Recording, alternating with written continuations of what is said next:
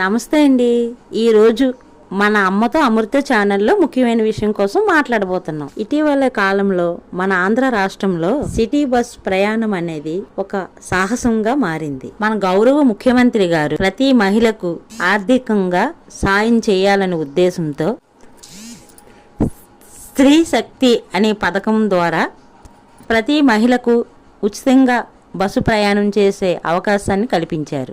ఈ ఉచిత పథకం పెట్టిన దగ్గర నుంచి ఏ ఒక్క బస్సు కూడా బస్ స్టాపుల్లోకి సమయానికి రావడం లేదు. ఒకవేళ బస్సు వచ్చినా సరే బస్ స్టాపుల యందు బస్సు ఆగడం లేదు. ఉదాహరణకు ఒక 10 బస్సులు వస్తే అందులో 2-3 బస్సులు కూడా బస్ స్టాపుల్లో ఆపడం కష్టంగా మారింది. సమయానికి బస్సు రాకపోవడం వల్ల స్కూల్కి వెళ్లే పిల్లలు, కాలేజీకి వెళ్లే పిల్లలు, ఉద్యోగస్తులు తమ గమ్యానికి చేరుకోలేకపోతున్నారు. ఒకవేళ ఏదో ఒక బస్సు వచ్చి అక్కడ ఆగినా అక్కడ ఉన్న జనాభా అంతా ఆ బస్సు ఎక్కి కిక్కిరిసి అయిపోతుంది. బస్సులు బస్ స్టాపుల్లో ఆపకుండా వెళ్ళిపోవడంతో జనాలు వెనక వాహనం వస్తుందని గమనించకుండా బస్సు వెనక పరిగెడుతున్నారు. దీనివల్ల ఎన్నో ప్రమాదాలు జరుగుతున్నాయి. ఆడవాళ్లే కాదు, స్కూల్కి వెళ్ళే మగపిల్లలు, కాలేజీకి వెళ్ళే మగపిల్లలు, ఉద్యోగస్తులు మగవాళ్ళు ఈ బస్సులనే నమ్ముకొని బస్సు పాస్లు తీసుకొని బస్సుకు వెళ్ళాలనుకునే వాళ్ళు కూడా చాలా ఇబ్బందులు పడుతున్నారు. ఈ ఆడవాళ్ళకి ఫ్రీ పెట్టడం వల్ల,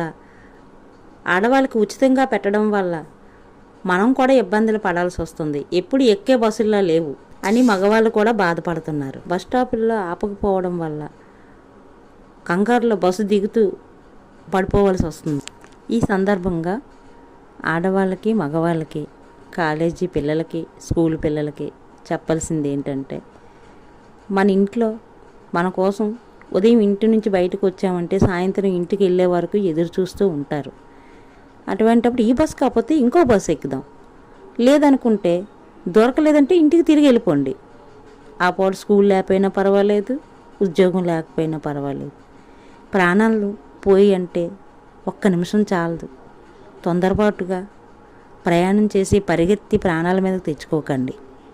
దయచేసి మన ఇంటి దగ్గర మన కోసం ఎదురు చూస్తారని ఆలోచనలు వాళ్ళని గుర్తుకు తెచ్చుకోండి. ఈ సందర్భంగా ప్రభుత్వం వారికి మా తరపు నుండి చిన్న అభిప్రాయాన్ని తెలియజేయాలనుకోండి. ఏదైతే ఇతర పథకాలు ఉన్నాయో, పెన్షన్, లేకపోతే గుళ్ళల్లోకి మీకు అభిషేకాలు బాగా జరుగుతున్నాయా, లేకపోతే మీకు ఏవైనా పథకాలు అందాల్సినవి అందుతున్నాయా లేదా అని అడుగుతున్నారు.